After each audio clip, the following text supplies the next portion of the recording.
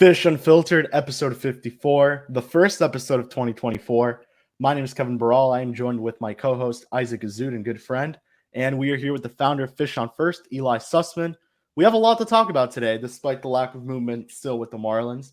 Couple signings that we kind of touched on the stream. We could touch on them quickly here.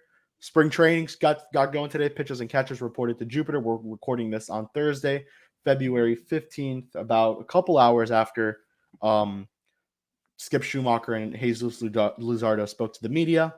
And we have a big article to dive into about Jesús Luzardo himself. Yuri Perez possibly have been on the move. And last but not least, the Edward Cabrera trade rumors that have kind of broken Marlins and Pirates Twitter for the last couple of 48 hours. So, Isaac, what's up? Baseball's back. So I guess that's the best way to put it. Would you guys say that this is the most anticipated day of the baseball schedule? Is it full squad? Is it the day that pitchers and catchers report? It's the first day that Skip spoke to the media. Kevin, you were there. But while the baseball fever is high, they actually came, and a lot of position players seem to have arrived early to camp. So that's always good to see, including Jazz, Nick Gordon, Josh Bell. They've all already reported, and it's just very, very exciting time here in South Florida. Yeah, for real ones, this is like appointment viewing and following for baseball. For a lot of the mass public, they don't get it. They don't snap into shape until we get closer to the regular season. They're missing out. But Kevin in particular, who is extremely busy from Jupiter on this first day, and I think that's reflected on the content on our site. Both him and Alex Krutchik, they were a whole lot of good stuff just from one day, and it doesn't really slow down. We're going to have little news and nuggets and footage and interviews from almost every single day leading up to the start of spring games. So, yeah, I am eagerly anticipating this, a spring of coverage unlike anything we've done before. Yep. So, as always, make sure to like and subscribe on the YouTube channel. Make sure to follow us on wherever you listen to your podcast. But if you do Apple Podcasts, make sure that you check out the new podcast feed. So, definitely something that we had to make the change there. Give us a 5-star rating, all that good stuff. All right, let's do it. Spring training. Isaac, you kind of saw it from the outside, so I'll let you kind of look at that outsider perspective. What you noticed from the first day? Well, I mean, a lot of storylines obviously to follow here. There's going to be a full season without Sandy Alcantara. Sort of used to seeing him get most of the attention. Obviously, he is sidelined for the entire year after recovering from Tommy John surgery. Other significant things, I think you got to talk about Sixto Sanchez. Back on the mound, he is out of options, like I reported on Twitter. He has to either make the team or, unless he goes back on the IL, this is it for Sixto Sanchez. Either he's on the IL or he's on the Major League active roster. I have a tough time anticipating that. But besides that, pitchers and catchers, Paul McIntosh, Will Banfield, those two guys vying for a 26-man spot, as well as Kurt Casale. He spoke to media today as well. The Marlins recently signed him to a minor league deal with an invite. So a lot of catching competition, something that we haven't had much of the last previous years. So I think that's important as well. Eli, I guess just the same question to you.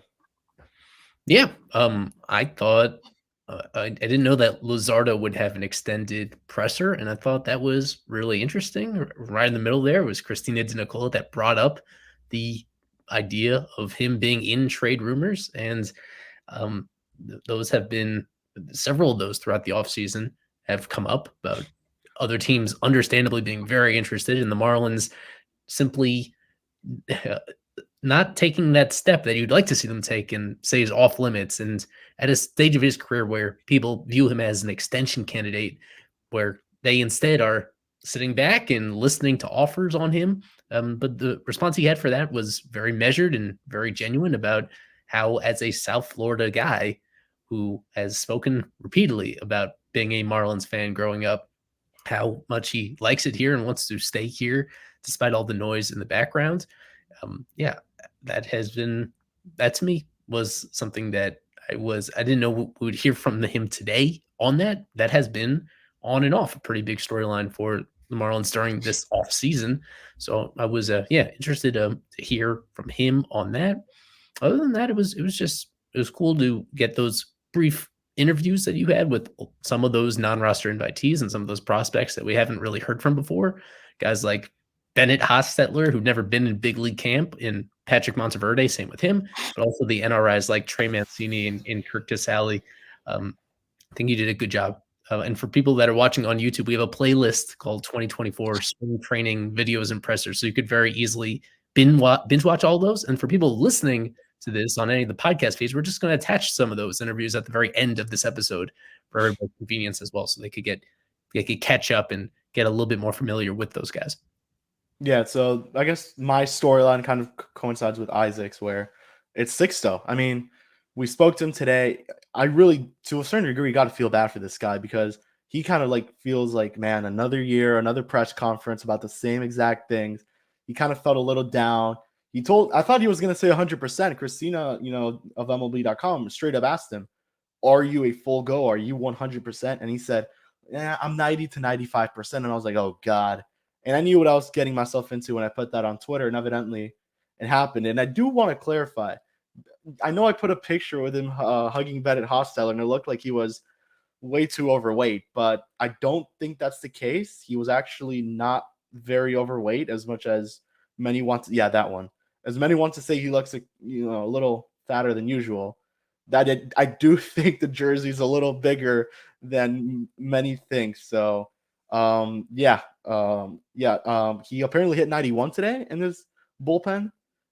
He was throwing alongside Anthony Bender, who was also making his return. So nice to see him return there on the mound. And for Skip as well, quickly want to mention Max Meyer. So Skip was very high on Max Meyer. Said this is the first time he's ever seen him throw live. And, for Max, it was really trying to balance out the fact that he's back out there on the field, trying to throw with this team, trying to make this 26-man roster because he's a full go. He's good to go. And now it's just really work back up those innings and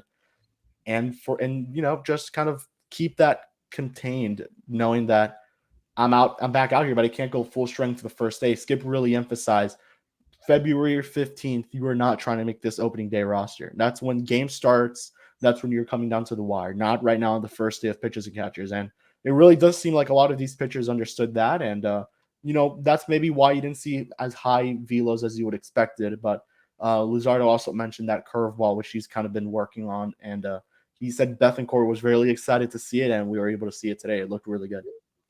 Yeah, Max in particular is going to be one of the main storylines in terms of throughout the spring, just because he really is on that bubble between making the team in some way, because there are those two routes for him to get on the roster, either as a potential fifth starter or as some sort of multi-inning reliever coming out of this. Before his injury, we were all there in 2022, early in the season. He showed he had really nothing left to prove in the minors, the way he was performing before his initial injury as well.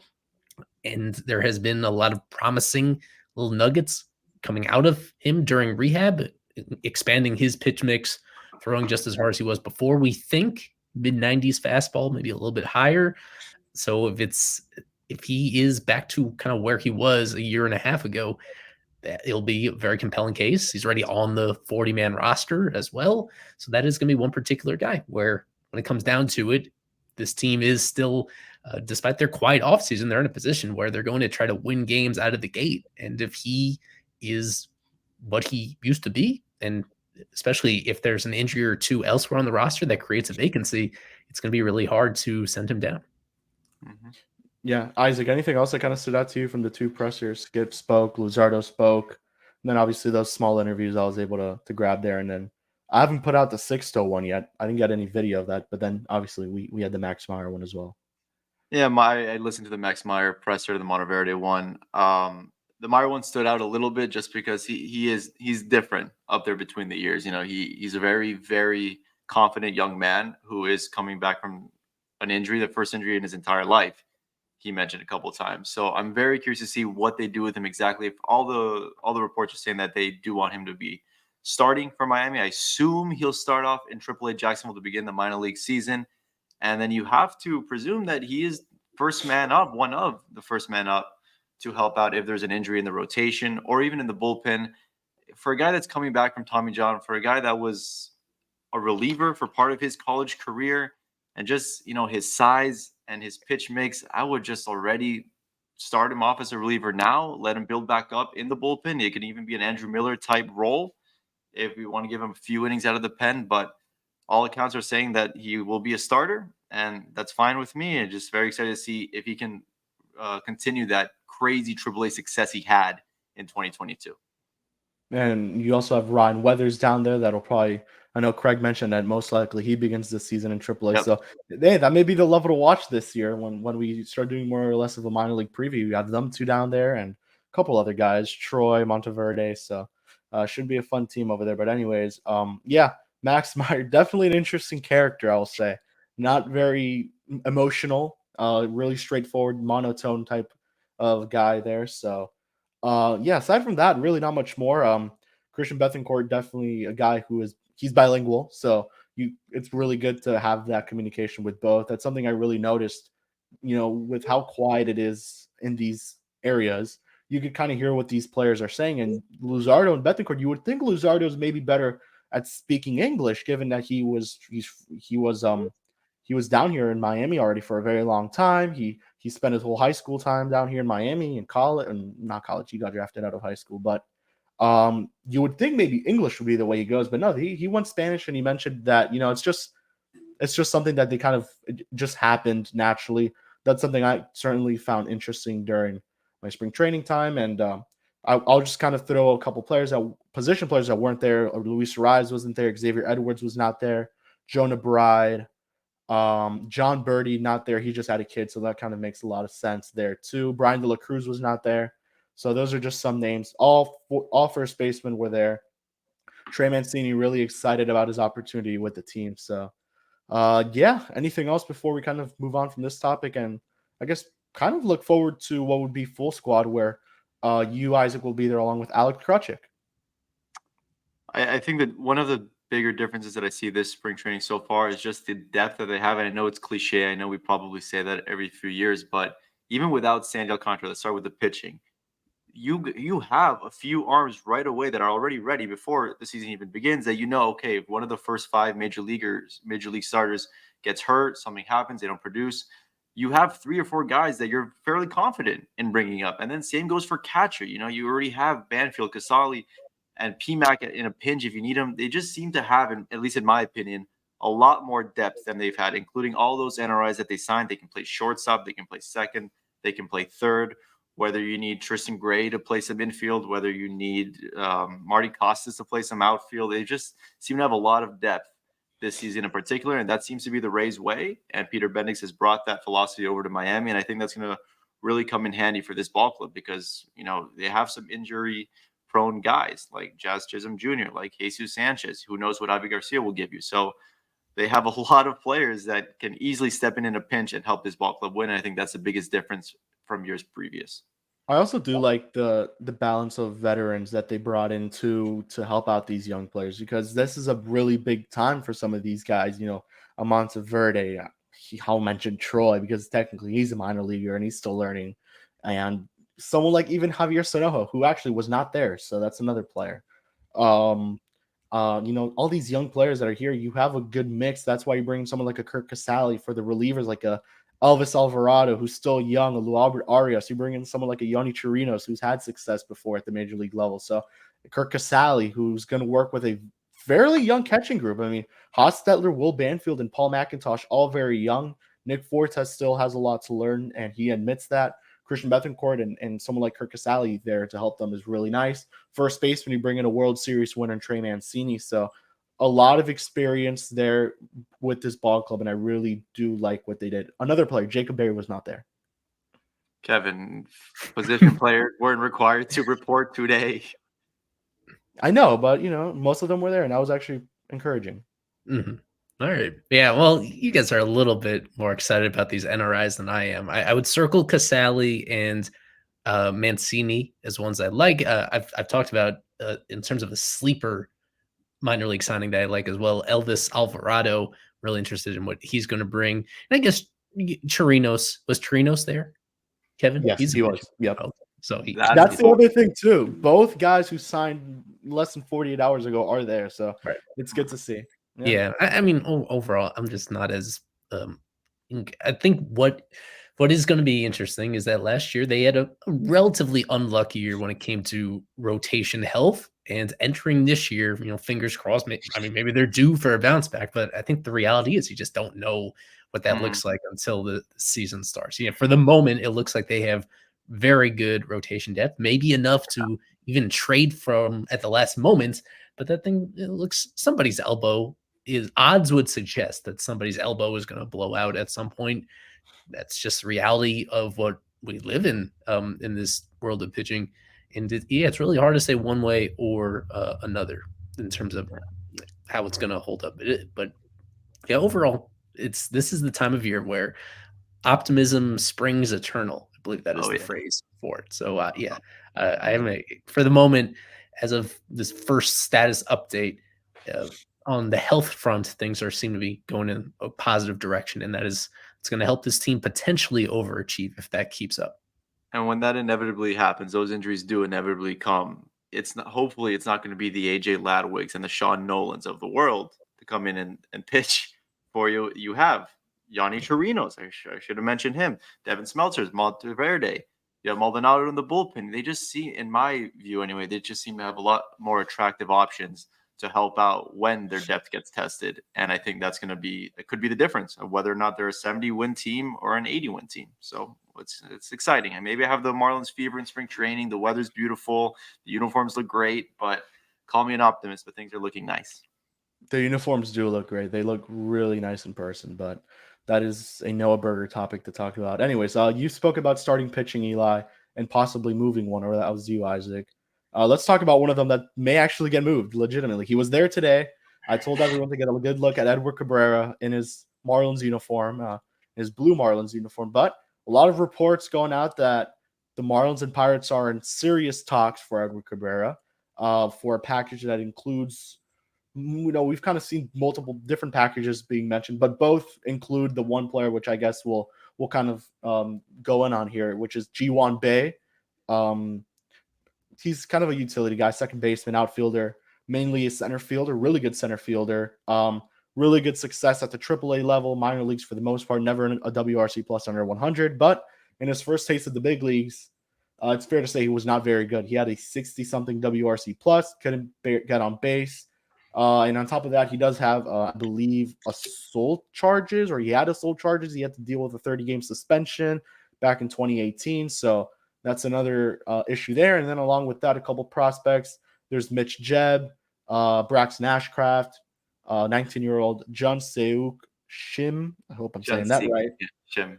Yeah. But aside from that, a lot of encouraging players in there. A couple good players. I like Mitch Jebb, Ji-Hwan Bae. Well, we'll have to wait and see. Ashcraft a little skeptical. But Isaac, we'll go to you first because I know how you feel about this.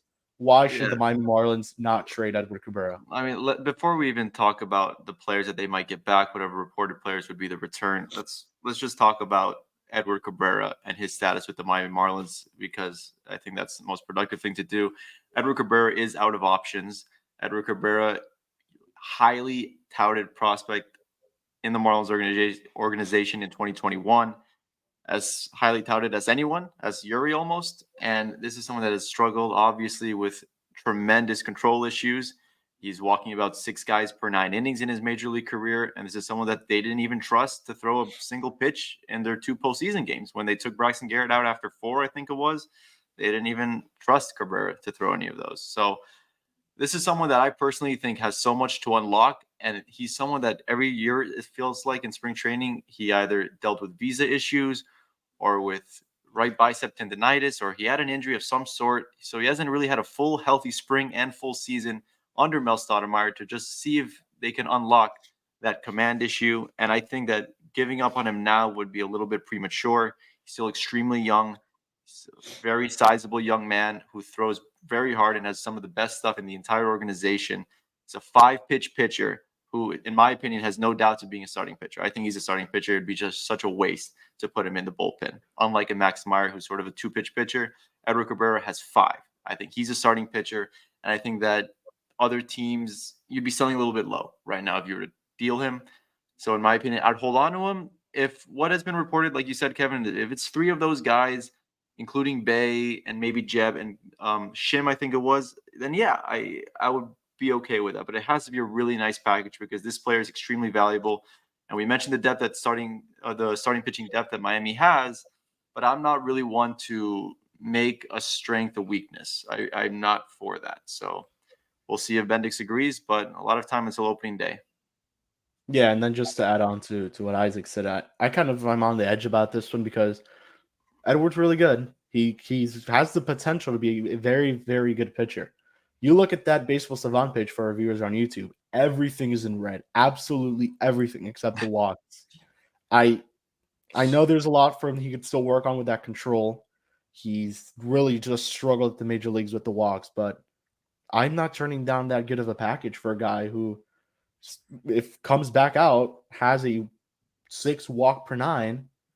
That's not what you want to see. And I think Alex Carver mentioned it on the stream the other day that this guy gets absolutely smoked for first pitch fastballs, I believe it is, over 1,000 OPS. So there's still, I mean, as much as I do agree with what Isaac is saying, that this guy is still a really good pitcher, has the potential to be a really good pitcher, it's hard to turn down those type of prospects that could help your system right now and then moving on. I mean, a guy like Mitch Jebb maybe won't stick it short, but you're going to need that third base step at some point, and he could provide that. He is a really good prospect for a system like the Pittsburgh Pirates, who have always been pretty good for the most part. Being a number 7 prospect is nothing to be taken lightly. And then I know the other names were mentioned: Nick Gonzalez, who made his debut this past season with the Pirates, actually in Miami, and Liover Peguero, who could play mostly shortstop. That would be a really nice acquisition as well, in my opinion, just given he could play shortstop, has a pretty good bat, made a pretty good first impression there at the big league level. But Eli, I know you're kind of on my side here where they should trade Edward Cabrera if this package is what it is. It is my position that I think his value is continuing to trend in the wrong direction, unfortunately. I'm really skeptical about him as a starting pitcher and a consistent starting pitcher. And I understand all angles of this. Last year was just immensely discouraging for me to see him. It was not, the thing is, it was consistent. It was consistently like just a mess. It was consistent that he couldn't locate his stuff whatsoever when he had to. And like, but beyond that, when you combine that with the durability concerns, with the recurring blister issue that he had, that he's continued to have even outside of those other issues, and combine that with the fact that he has been in this organization a long time. This is an organization that has had success flipping a switch on pitchers relatively quickly, showing them some sort of adjustment. He's been a highly regarded pitcher in this organization for a long time. This is his 5th major league spring training, and even coming into the first one, he was a very big storyline in 2020. Way back then, his progress has just, for the most part, stagnated. There were some nice signs during 2022. We should not forget about the production he had that year, but even then, the underlying numbers, it was a low 3s ERA, it was a mid 4s FIP, fielder independent pitching. Like, even then, you could kind of see through it and question whether or not it was going to last one way or another. It's tantalizing to think of him as a starter because he does have a very deep pitch mix that's deeper than a lot of the guys in this Marlins rotation that are having success. And the changeup is such a unique pitch for him, with the way that he throws it. And it seems like there's a world of possibilities for what you can build mainly off of that one pitch that he throws as much as he does. Overall, though, I just don't have a whole lot of confidence in him being able to repeat his delivery. He's, for all that he has going for him, he's just not a graceful athlete to me. And it's an underrated part of being a starting pitcher, to be able to repeat your delivery safely and effectively. He has very rarely done that in his career, at least when you get deeper into his starts. When he does, that's kind of that to me was years ago when he was being comped to Sandy Alcantara. That was the main distinguisher between him and Sandy, that gracefulness, that coordination. I don't know. I think there are ways to potentially teach a player to do that. But now this deep into his career, and you just combine all that with the fact that he is out of options. If he gets off to a really slow start coming out of camp, you can't send him down. And to this point, the Marlins haven't really put any time into potentially opening the door for him to be a reliever and getting him prepared for that possibility, versatile too. So is he going to figure that out on the fly in the middle of the season, during a season where the team is half decent or trying to be as well? Yeah, unfortunately, we know through multiple reports that they've been open to trading him over the previous year and came close to doing so. And I mean, the reality is his value is down compared to that, largely because of the fact that now he doesn't even have that option to send him down and make adjustments in a very low pressure environment as it is. With all that being said, there is still some value here. If you feel like I'm not really enamored with the Pirates as a trade partner with all these infielders that we've mentioned that are possible headliners to the deal. Like all of them have some pretty big warts that make it really doubtful that they're going to be regulars in the big leagues, whether it's this year or beyond. If they do deal him, it has to be for considerable value. And I think it should be it shouldn't be, I think Peter Bendix understands this completely. That shouldn't only be about trying to make an immediate upgrade at a different position. It's about just getting value for somebody. If they are as skeptical as I am about his future as a starter, it's just about getting ideally multiple pieces in return that could contribute long term in his place. One thing I think it is worth mentioning is the fact that with someone like Cabrera, you trade him, you're kind of going into that depth a little bit earlier than you may want. Maybe Max Meyer isn't ready yet. And I know Skip is really high on Max Meyer and probably Peter Bendix as well. They're talking about him the way that they are. That would clear a way for Max Meyer to kind of slip into that opening day rotation. They kind of have already assessed that Ryan Weathers will be a swingman type player, but that could change as well. And really, aside from those three guys that are probably going to start in AAA, Meyer, Weathers, and I'll even throw in Monteverde. You don't have much more outside of that. Yoni Chirinos, if he's in AAA. You have Matt Andriese. I mean, those are names you don't really want to hear. No offense to them, but you're kind of getting to a point where you already did this once with Pablo. It works out, but you're losing on depth that you already have, and you're going to have to use more than you already did. And evidently that happened with the amount of injuries, but then you have another one, Edward Cabrera, and you go into even more depth. So you could easily see this from both perspectives, where you want to trade someone like Edward, who, as Eli, you mentioned, they've been trying to do this for years, it kind of feels like. And it's not just, one regime trying to do this. Now it's another one with Peter Bendix trying to do this as well. So there's certainly things that maybe we're not seeing that these Kim at the time and now Peter are seeing that maybe won't pan out for Edward at the major league level. So I think we could move on here, and we'll kind of go into this article that Craig Mish and Barry Jackson reported. One of the better articles, I would say, in terms of news and nuggets that we're getting here. We spoke about Jesús Luzardo. We'll mention it again. It felt like the top suitor at the time for Luzardo were the Baltimore Orioles, who ended up pivoting and trading for Joey Ortiz for Corbin Burns. I'm sorry. They traded away Joey Ortiz, DL Hall, and I believe a comp pick, which is the 69th pick of the draft. So it kind of felt like Miami wanted more, and rightfully so. Luzardo has many more years of control. It makes sense to make that type of a move if you're the Orioles, but they weren't willing to give up what the Marlins wanted. I am interested to see what the Marlins wanted. Apparently, I know Craig had tweeted about this earlier in the weeks leading up after this trade, but he mentioned Joey Ortiz would be a part of that deal. He would immediately become the Marlins shortstop opening day. I mean, there's no question about it. DL Hall, a really nice pitcher that you would think joining this organization would help him a lot, and he was a top prospect once in a while. So definitely a lot to like there, and who knows what else Miami was asking for. I mean, the Orioles have one of the best farm systems in baseball, arguably the best in baseball. So Eli, when you kind of look at that report, what do you kind of think that package could have looked like, and the possibility of the Marlins trading Luzardo, which these are two teams that kind of feels like they were perfect trade partners? They give us a pretty good idea in this report about what the trade package could have looked like to actually get done. It would have been centered with this catching prospect, Samuel Basayo. He's a stud.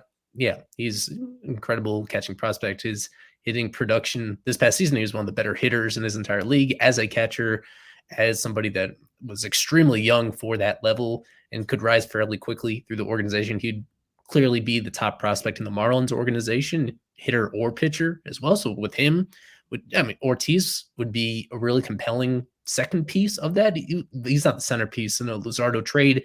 There are some questions about how well he'll hit at the highest level. His first cup of coffee in the majors did not go well, but seems like a pretty safe defender as a shortstop. He's like a rich man's Jacob Amaya, a slightly better version of that same type of player that they acquired last year via trade, the Miguel Rojas deal. So if you get those two, I don't know if it would be maybe DL Hall. Like in the article, they call him DJ Hall, but DL Hall. Oh, okay. I wasn't reading that Yeah. wrong. I was So, like, oh, that's weird. like those three. I think that would be relatively close to what it takes to get done. The thing is, it's just extremely rare for these elite hitting prospects to get traded, even from an organization like the Orioles that is right entering their window of championship contention. You would think that they would be a little bit more willing to bend on this stuff. They're just really disciplined when it comes to that stuff, and they want to be, certainly for Corbin Burns, it wouldn't make sense just because he has 1 year of control.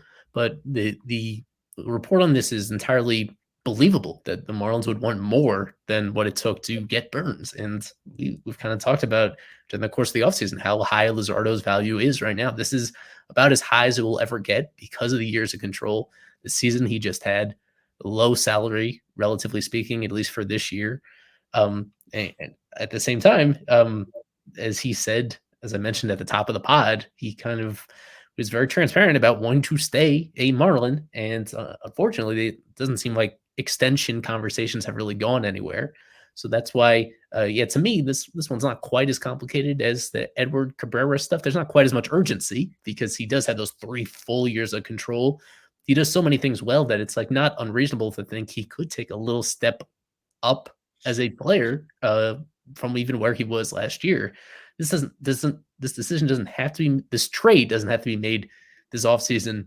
It's just that this really felt like the window to extend him if the Marlins were really interested in doing that. And as long as he is not, extended, as long as there's no like firm commitment to him long term, I think naturally these rumors are going to percolate. And I know people are tired of that. And a reason why is that combination of no extension and because of this Bendix philosophy to listen on almost everybody. And as long as he does that, as long as there are some sort of conversations happening in baseball, those are eventually going to trickle out. And it has been annoying that this storyline has been going on as well. But at the same time, it's been understandable. Yeah, I mean, if you're Peter Bendix, you would essentially like to trade Luzardo, especially at the value that he holds right now, just coming off a over 200 strikeout season, career high in innings pitched, 3 years of control. In terms of the possible haul that you could get, it could probably decrease depending on the amount of years left of control. So that's why someone like Corbin Burns was a lot cheaper than Jesús Luzardo in this case. But Isaac, what's the case to not trade Jesús Luzardo? I think it's pretty evident, but why wouldn't they? I mean, I see people on social media bringing up the fact that he's a local kid, grew up a Marlins fan. To me, I think that's completely irrelevant to whether or not you should keep him. I think David Sampson made a great point a while ago about just, we would always go for those local guys, and it just ended up being so irrelevant for us to do that. It didn't make a difference at all whether they wanted to be here or not, or be back home. If anything, it was more of a distraction to be back home and playing for your hometown team. But anyway, for Jesús Luzardo, he is the ace of your staff this year. Yeah, I know Yuri Perez is there, Braxton Garrett is there, but Jesús Luzardo is your game 1 starter, your opening day starter. And we talk about trading Cabrera, and that really would diminish the depth. Trading Jesús Luzardo would make this team look a lot different. And I agree with you, Kevin. The haul that Luzardo could bring would be tremendous. And it can't be anything close to what the Orioles gave up for Burns, because like you said, it's 1 year. Luzardo's got 3, and he's younger. And I would say, he's probably better right now than Corbin Burns. I'm not a huge Corbin Burns fan at the moment. So I think that, and especially with what free agent starting pitchers are getting, it has to be an arm and a leg. It has to be, at the time, what Christian Yelich brought in from Milwaukee. It's got to be something like that. Obviously better results, but a crazy package like that of 3 or 4 top 100 guys for someone like Luzardo. to me, it'll whether they trade him or not shows what kind of direction they're going in, and obviously, hopefully, they don't trade him because that would mean that they're not punting on 2024. But I don't think they were too serious in competing in this year. I don't think you would be punting, but I mean, just imagine the haul. Just kind of Trading your ace, of course, you're punting. You're trading your ace you're after your other ace is sidelined for the whole year. You're trading your number two. You're not going to compete.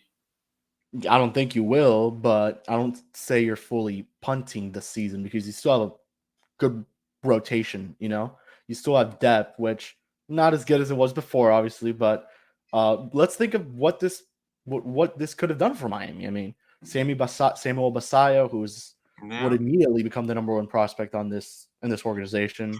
You bring in Joey Ortiz, who would become the shortstop for this team.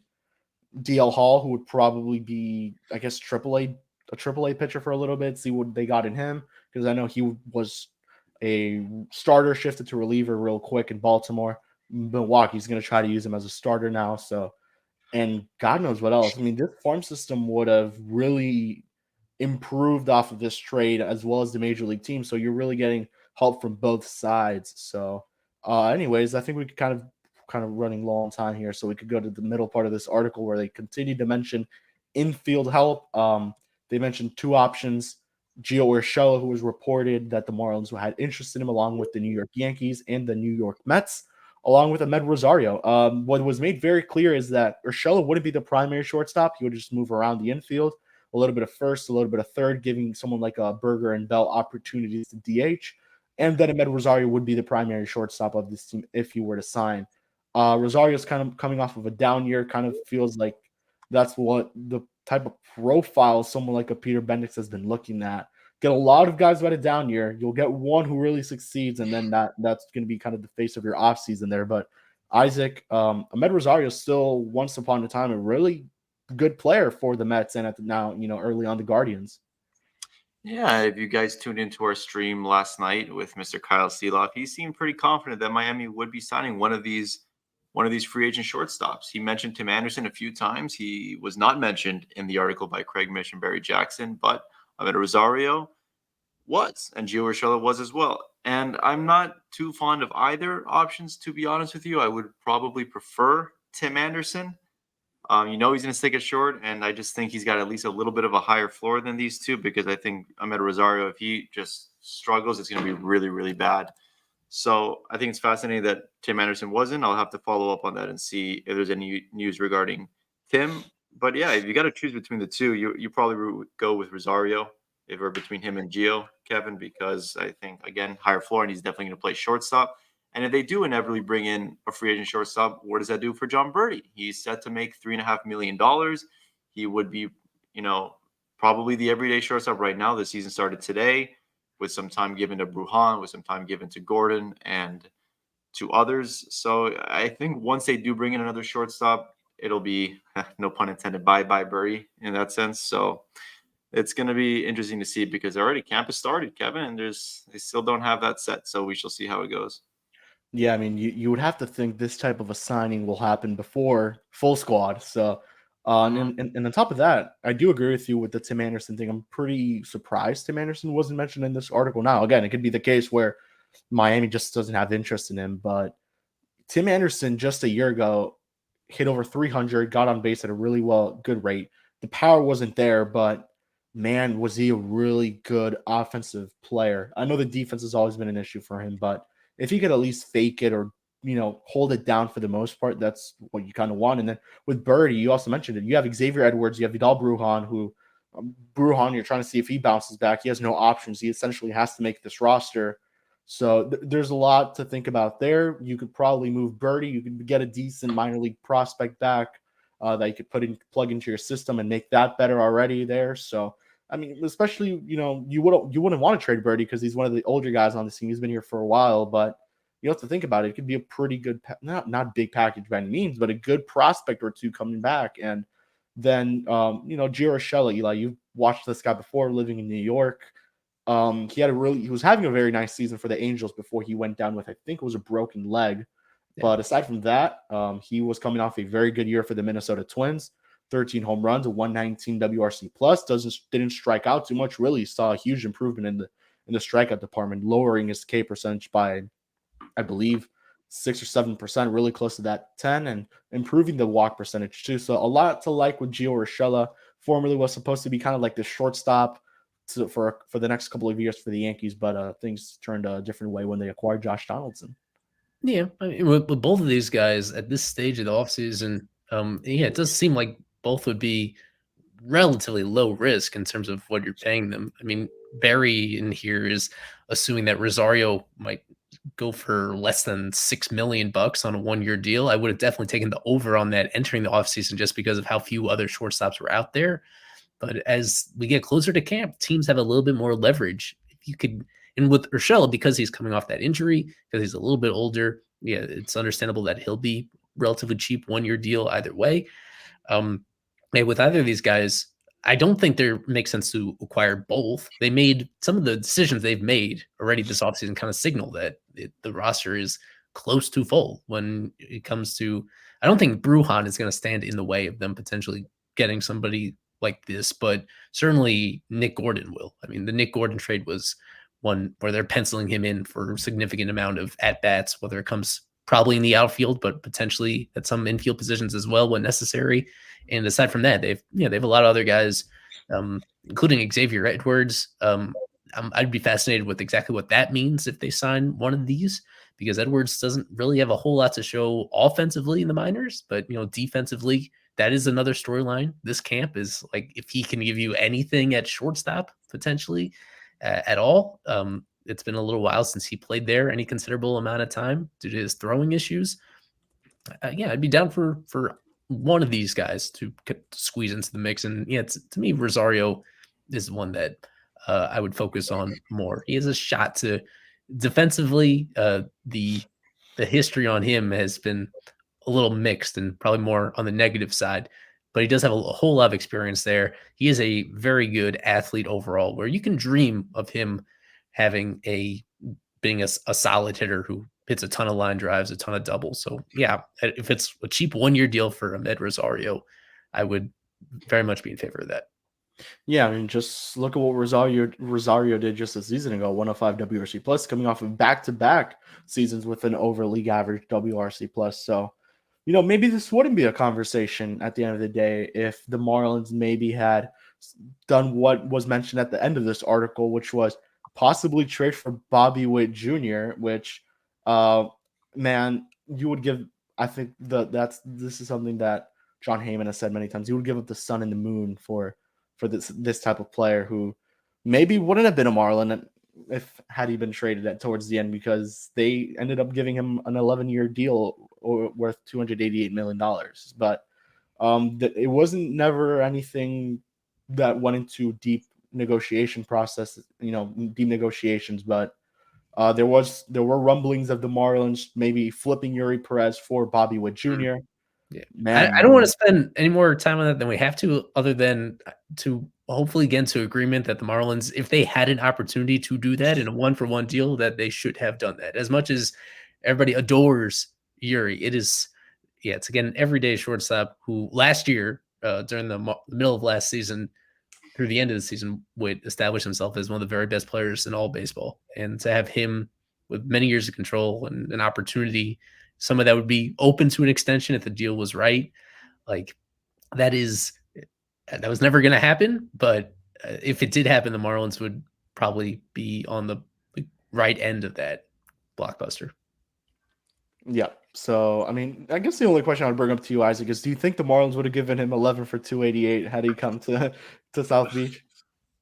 I think the days of Miami handing out 9-figure deals, or even honestly 8-figure deals, are long gone. So no, I don't think they would have extended Bobby Witt Jr. But man, they should have. If I guess, like Eli said, if that was possible, they had to pull the trigger. 1-for-1, that is a miraculous steal to get arguably someone who might be the best shortstop in baseball in a couple of years. It's just a speed power combination at short is a dream come true for this team. Oh my goodness, just salivating at the thought of Bobby Witt Jr. being in Miami camp. But that is not the case. Yeah, I guess the last thing we'll quickly mention before we leave, Jorge Soler did sign with the San Francisco Giants. 3 years for $42 million, from what I have understood. The Giants were the only team that offered him 3 years. The Mariners never made an offer to Jorge Soler. The Blue Jays offered him 2. The Marlins apparently offered him 1 year. He decided to go with the 3-year deal. Evidently, that's what his camp was looking for this whole time. But according to the article, the Marlins did obviously kind of keep the door open, I think is the best way to say it. They left the door open. Maybe he wanted to come back. Eli, you kind of predicted this deal would kind of go down. I'm honestly almost exactly right. I think you had it. You said he would get a Mitch Haniger deal, same team even. So what are your thoughts on Soler's deal? It started with the decision not to issue him the qualifying offer. And I was pretty adamant at the time that he was going to blow past that. And he was a player as good as he is, a designated hitter, where the market is very cruel to DHs. It can take just one small slump, depending on how old you are, especially when you get deeper into your 30s, for the league to overlook you. And for him to get security for 3 years, that was understandably his goal. First thing up, he was looking to maximize his dollars. So I think with the Marlins, I agree with the Marlins being willing to let him go rather than pay market value. But there was that middle ground where you could at least extend him that 1 year offer, expecting him to decline and then recoup a pretty significant draft pick in the 2024 draft for a team that is, especially this past week or so, as all the prospect rankings are filing out and farm system rankings, it's becoming a consensus that this system is in shambles. So everything you can get like that, every asset, a draft pick, and the bonus pool money attached to it is very important for rebuilding this team in a sustainable way. So they passed on that. Craig Mish has mentioned this, and I think some other people, there were at least some faction of people that were worried that he could accept it. And that the Marlins did not want to risk that and being stuck with that. But it was my contention that the market values him even higher than that he would, and that his motivation was to maximize his money. He had an opportunity to get more than doubled the total dollars over the course of this long-term deal, and that he was going to make that decision. So it's interesting that they did not do that. I said at the time, I just think that was an objective mistake, and one that maybe was just driven by the fact that this is a low revenue team. That it was not acceptable for them to potentially have to pay him if he surprised people and took that 1 year deal. And all I can say to that is that it's disappointing that they would let fear get in the way of them making what would have been the correct baseball decision. Yeah, I mean, I think sorry, Kevin. I think you're underestimating a little bit how likely it was that he was in a. I thought there was a pretty. I think the AAV is 14 a year for what he got with the Giants. You're gonna. I think it was $20.5 million of qualifying offer. Soler had said many times that he would love to come back to Miami. He had a fantastic year, 36 home runs. I don't think he's going to top that in 2024 as a Marlin. Maybe there's a chance he does accept that, and then. So you really get, it's easy to say this with other people's money, of course, but if all the money you spend in free agency, this would count, I guess, technically I guess maybe not. But with Soler, that's $20 million for 1 year. You have Josh Bell for $16.5 million. You have Avi Garcia for $14 million. It's just not easy to just simply say, yeah, he'll say no to it, because if he does, then you're sort of screwed. And I know it's a shame that the Marlins don't have a lot of money to spend like that, but if they don't, you can't blame them for not extending the qualifying offer. You could also make the case that even if he had said no to the qualifier and now he signed with this other team, you would have a draft pick. And of course, an organization like the Marlins, 100% would have needed that pick. But it kind of felt like I was talking to someone. It's a risk you can't take. If you can't afford to pay $20 million to one player, you can't do it. Evidently not. And that was kind of and there was, I think Soler would have taken it, to be honest with you, because it was either you take this 3-year deal, or you kind of do what Teoscar Hernandez did and get this one for 20. I think it was one for $20-something million deal that he took with the Dodgers. So it was one or the other. And there's always the case that Soler may never even replicate this type of a season again. So you may as well now get your $20 million. You don't really do well after that. You get another deal, or you're going to get one more contract no matter what, because you're a big power hitter that, maybe now limited defensively, but teams need DHs, and he would have fit very well I do feel like, as good as the market value was for him, kind of felt like not many teams were sure to give him what the Giants gave him. Kind of felt like he went for those years over, better opportunities. The Giants are a good team, but you had the chance to go to somewhere like Toronto, which is a pretty damn good team with Vlad Guerrero, Bo Bichette. You have a good team in the building there. I would have liked to see him go there. It kind of felt like teams were a little too scared as well to give him what he wanted. All it takes is one. It just takes one to be very aggressive on that. That's legit what happened, yeah. Yep, that's what happened. I would have given it an 80% chance that he was going to decline it. 80%. I think that was fair, and I'm not taking a 20% risk on $20 million. I don't blame them as much for not extending that offer. It's a New York Yankees problem to offer it and get the draft pick. It's just not a Miami Marlins issue. No, and he would have taken. I think he would have taken it. Honestly, I mean, you have to think about it. I mean, the guy's getting paid $20 million. He's gonna get $20 million. If he sucks, he's gonna get $20 million out of it. Yes, I understand, and he also has all the money in the world, so maybe you would have taken it. But there was an 80% chance he would have said no. I don't think he would have taken it, but there was a chance, and I'm not taking that chance if I'm Bruce Sherman. Alrighty. Anyways, I think we'll wrap it up on that. Almost an hour long recording. Didn't think it would go that long, but a lot to talk about.